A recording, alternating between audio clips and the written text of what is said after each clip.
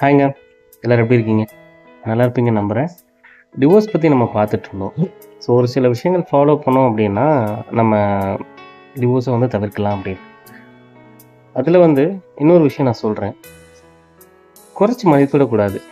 Husband and wife 2 பேருமே வந்து equal தான் எப்போவுமே.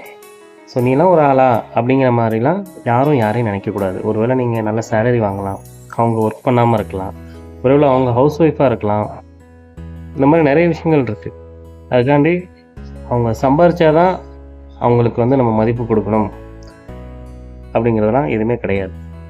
ஒய்ஃப் அதிகமான சேலரி வாங்கி ஹஸ்பண்ட் வந்து கம்மியாக வாங்கினாலும் சரி, இந்த பண விஷயத்தில் இந்த பிரச்சனை வரக்கூடாது. அதே மாதிரி நான் ஆண், நீ பெண், அதனால் நான் வந்து இப்படி தான் இருப்பேன், இந்த கான்செப்ட்லாம் இங்கே கிடையாதுங்க.